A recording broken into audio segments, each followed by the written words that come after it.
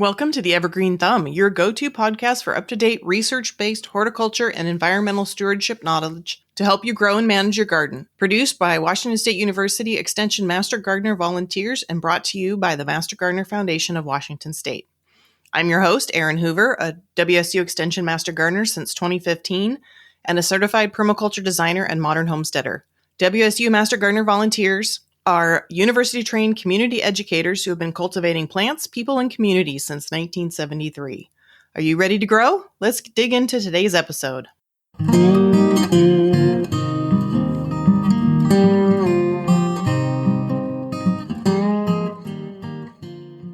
Welcome to episode 42 of the Evergreen Thumb. My guest today is Rod Crawford, and he's here to talk to us about spiders in the garden.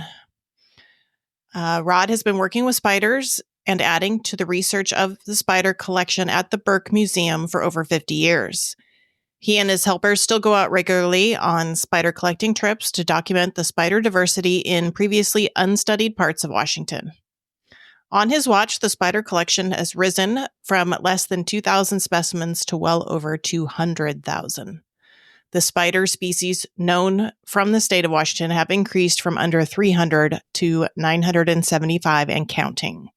In the process, Rod constantly tries to educate people into the realization that what they thought they knew about spiders is largely wrong. Rod, thank you for joining me today. Welcome to the show. I'm glad to be here. So you're here to talk to us about spiders, particularly ones we might find in our gardens. Before we jump into that, why don't you tell us a little bit about yourself and the work that you do with spiders? Well, I came to the University of Washington as an undergrad in the early 1970s, and I'm still here. I originally started volunteering as a Burke Museum volunteer in 1971, and then in 1986, they gave me a position. So did you study spiders as part of your schooling, or? Though I started out with a different career track in mind, but spiders pretty much took over my life. So what are some of the more common spider species that gardeners might find in the Pacific Northwest? Well, that depends on where in the Pacific Northwest you are. In Western Washington, you got one set. In Eastern Washington, you got another set. And I don't really have much data on Idaho or Oregon. But the most numerous spiders in any well-vegetated setting are going to be the microspiders, which people don't notice very much because they're small and consequently less scary. But in a Seattle yard, the most numerous spiders are probably microspiders of the genus Aragoni. These are blackish-colored spiders with straw-colored legs that are about 2 millimeters long, just big enough to see. They make a flat, postage stamp-sized web at ground level, and in a really lush, moist lawn, there can be one of those webs between every two grass blades at soil level. And you'll get some of those in the garden as well, depending on how much spider habitat you provide in your garden.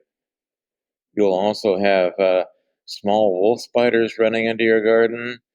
There is one species of wolf spider that's the predominant in Seattle, several others east of the Cascades. Higher up in the vegetation, you'll get cobweb weavers of many species. Later in the season, you'll get orb-weavers. Spiders are a diverse group. There are a lot of them out there. Your listeners would not thank me for just sitting here and naming species after species after species. Right. How do spiders adapt to changing conditions, like in an urban environment versus a rural, or in a native environment versus a constructed Well, environment? if you're in an urban environment, you already have primarily the spiders that are adapted for it. I mean, living things adapt. That's part of being alive. And in a city, many of the species you see in spiders as well as in other groups are non-native species. But if they're spiders, they're still going to be beneficial to your garden plants. There is no spider that is not beneficial to garden plants, even if it's something that you might not necessarily want to have around personally. So, how do spiders contribute to pest control? Well, all spiders are predators, and with unimportant exceptions, all spiders are exclusively predators. They prey primarily on insects, where insects are the probably the chief, or at least among the chief enemies of garden plants. And every insect has one or more spider species, usually many spider species, as enemies that can eat it. So that's how spiders contribute as predators. Are there certain types of insects that are more predominant part of their diet? That depends on the spider species. So it's nice to have several spider species in a garden if you want them, all the insects, to be controlled. Like sheet web weavers tend to catch weak flying and hopping insects. Orb weavers tend to catch strong flying insects. Cobweb weavers tend to catch crawling insects. Wolf spiders will catch anything that lands on the ground and that they can see. Likewise, jumping spiders will go after anything they can see, whether it's on the ground or on a plant. So, what are some ways that gardeners can enhance habitat for spiders in the garden? Well, the main thing to remember is that spiders are vulnerable to desiccation, particularly, and also to other adverse environmental conditions. If you're a 2 millimeter long spider, one raindrop falling on you is sort of the equivalent of somebody dropping a giant sized water balloon on you out of some tall building. So it helps spiders a lot and allows them to have a much higher population if you provide something for them to hide under. So your average garden or farm plot in which the plants that the gardener or the farmer is trying to grow have nothing between them but bare dirt, that's not good for spiders. An acquaintance of mine, Susan Reichert of the University of Tennessee, did a study which was published in 1990 detailing an innovative way to enhance garden spider habitat. It simply involves covering that bare dirt with some kind of mulch that is thick enough that the spiders have something to hide under from the hot sun or from the rain or whatever. She used grass mulch. When I tried it in my own little vegetable plot that I had at that time, I used leaf mulch. They both worked fine. Basically, you want to cover as much of the bare dirt surface as you can with something spiders can hide under. And if it's something that little decomposer insects like springtails like to live on, that provides some additional food for the spiders. And Sue Reichert's study had some really, really incredible results. The mulch plots had 10 to 20 times the number of spiders as the control bare dirt plots with nothing but the garden plants. And the number of insect pests per plant was up to 13 times greater in the bare dirt plots. The amount of insect damage to leaves of the vegetable was up to 22 times higher in the bare dirt plots over the mulch plots. And it not only worked for Sue, it worked for me because I tried it too. Well, and gardeners love mulch, so. So is there a risk to pollinators? There are some spiders that will certainly eat pollinators. However, they're not going to eat a huge number because the majority of spiders don't live where the pollinators are going to land. And a flower crab spider that does live on the flowers is going to take probably 2 or 3 days to finish consuming one bumblebee. So it's not going to really depopulate the local bumblebee colony or anything like that. Thinking of higher on the food web a little bit. So are spiders a food source for other creatures like birds or amphibians that might be in the garden? They're a food source for other spiders. They're a food source for predatory beetles and ants, birds, toads. But of course, you don't want your spiders to be eaten by too many things because they're the ones that are eating your garden pests. Right. And that's where that habitat comes in. Right. Besides habitat, are there other ways to enhance spider predation on pests? That's the main one that I know of. There probably are other ways, but again, you're talking to a guy who mainly studies spiders in natural habitats, not in gardens. I just happen to know about this one study because I knew the author. Okay. So how can pesticide use affect spiders in an ecosystem? Negatively. It depends on the pesticides, but some pesticides kill more spiders than others, but there isn't any that will have zero effect on spiders. Anyway, if you enhance your spider population sufficiently, you shouldn't need any pesticides. Exactly. So are there spider species that are particularly rare or endangered in Washington? Oh, probably. The trouble is, there's just one guy in the entire state doing a full-time spider study, and I can't keep track of everything, and I don't even revisit sites to see if a species is declining or not, because there are so many thousands of sites that I haven't even sampled yet, and I'm not going to live forever, so I have to concentrate on those. And urban gardens are not exactly a major habitat for anything rare or endangered anyway. What are some of the biggest myths about spiders that you would like gardeners to know? The biggest myth, of course, I have an entire website about spider myths, which I trust you are going to link to. Absolutely.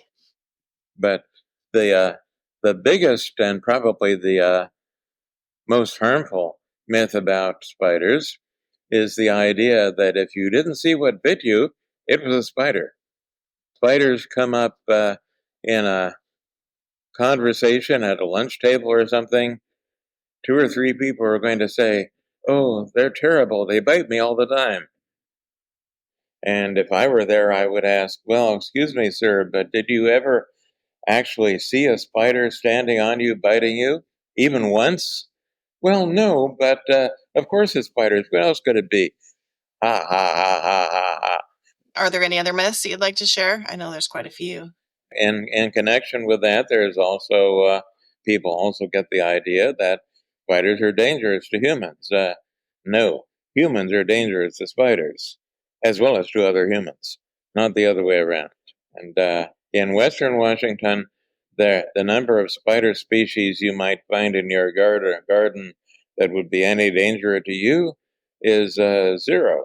In eastern Washington, there's a remote possibility you might come up with a black widow once in a while. Other than that, same deal. Nothing dangerous. Well, and I know for a long time there was a lot of people who thought that, is it the brown recluse was? Well, I mean, everybody venomous? thinks that brown recluses are everywhere. Actually, the nearest brown recluse is in Nebraska. Is there anything else you'd like to tell us about spiders? Well, house spiders and outdoor spiders are not the same species. Therefore, if you find a spider in your house, it probably did not come in from outside.